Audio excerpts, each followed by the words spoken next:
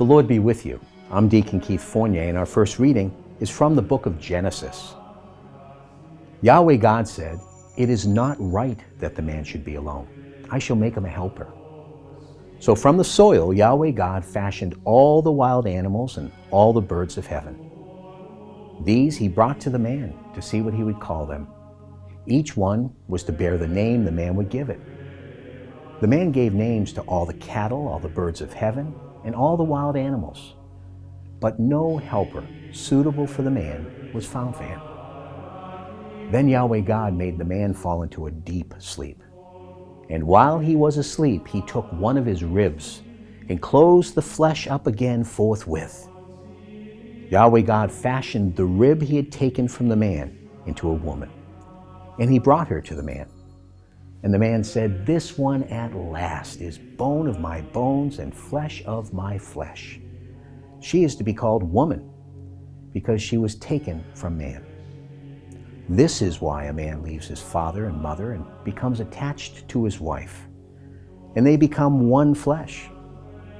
Now both of them were naked, the man and his wife, but they felt no shame before each other. And our response is taken from Psalm 128. How blessed are all who fear Yahweh, who walk in his ways. Your own labors will yield you a living, happy and prosperous will you be. Your wife, a fruitful vine in the inner places of your house. Your children round your table like shoots of an olive tree. Such are the blessings that fall on those who fear Yahweh. May Yahweh bless you from Zion. May you see Jerusalem prosper all the days of your life. And a reading from the Holy Gospel according to St. Mark. Jesus left that place and set out for the territory of Tyre, and there he went into a house and did not want anyone to know that he was there. But he could not pass unrecognized. At once, a woman whose little daughter had an unclean spirit heard about him and came and fell at his feet.